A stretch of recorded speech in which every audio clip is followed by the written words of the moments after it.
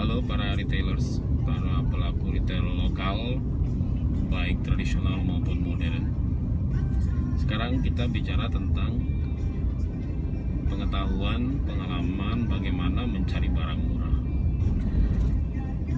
Kalau zaman dulu, beli barang murah itu biasanya kan teman-teman hanya mengakses beberapa agen grosiran, ya kan.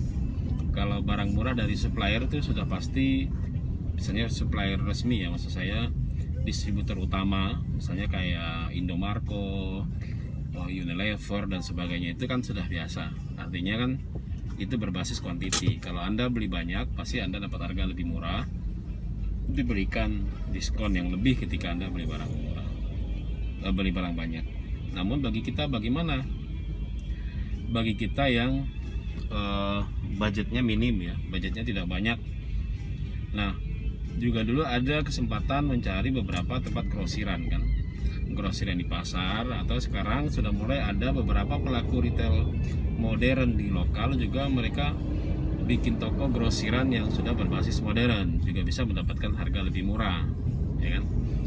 Nah, itu bisa diakses dari sana. Nah, hari ini sekarang teman-teman sudah harus bisa familiar dengan online. Kalau Anda tidak bisa, misalnya usia Anda sudah misalnya melebihi 70, 60 sebagainya, Anda tidak bisa online, tidak bisa digital, tidak bisa gadget Anda tidak dimaksimalkan, suruh anak-anak, keponakan, cucu, atau apalah tetangga dan sebagainya, sekarang harus tahu yang namanya platform jualan kayak Shopee, Tokopedia, Lazada, kayak Bukalapak dan sebagainya.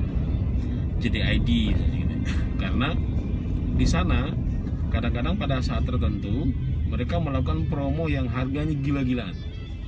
Sudah harganya gila, kemudian ada support ongkos kirim, sehingga ketika kita belanja di situ masih selisihnya dibanding kita belanja di distributor utama atau grosiran yang dekat dengan toko kita masih lebih murah.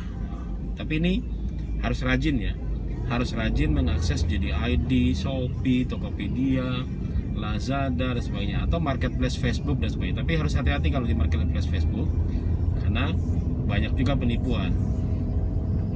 Karena dia sering posting harga minyak 1 liter cuma 6.000 gitu kan, atau 7.000, padahal itu jelas banget itu kadang-kadang itu memang benar-benar penipuan itu, atau memang mengada-ngada. Jadi nggak mungkin lah harga minyak yang 13.000 jadi 6.000, itu nggak mungkin. Paling selisih yang paling hebat itu ya paling ya, misalnya 10.000 atau 11.000, itu kan masih penting ya, karena kan biasanya kita jual 13.000, biasa kulaan kita 11,5, kita dapat 10.000, itu kan bagus ya.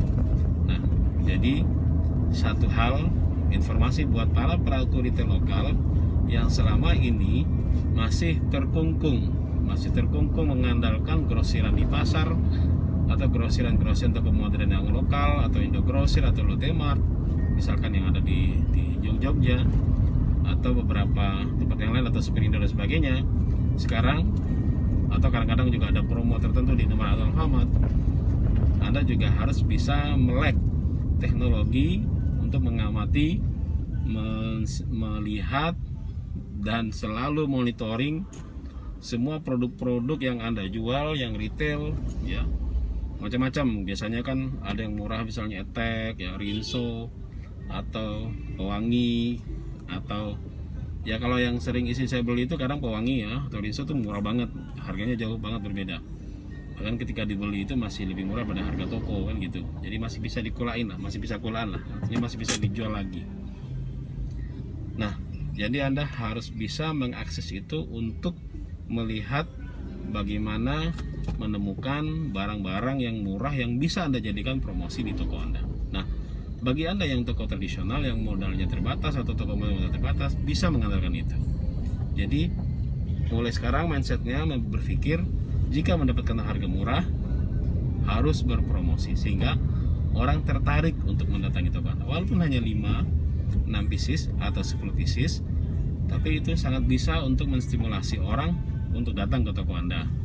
Nah, nanti dia tahu, oh pada saat itu dia akan nanya ada promo apa tidak. Nah kan ketika ada promo, misalnya minyak Ya dengan kedatangan dia sana pasti dia akan beli yang lain, minimal beli sabun colek kayak misalnya kalau promonya Rinso sabun colek, atau makanan ringan, atau bisa kecap atau saus dan sebagainya, atau garam atau gula dan sebagainya kan gitu. Ini hanya untuk menarik orang datang. Toh kita juga nggak rugi kan, masih dapat untung. Misalnya biasa kita ngambil keuntungan 1.000 atau 2.000, sekarang kita hanya ambil keuntungan misalnya 500 misalnya gitu kan. Oke guys, ini tips sederhana dan sangat bisa dilakukan. Terima kasih. Semoga Anda selalu bisa menjaga semangat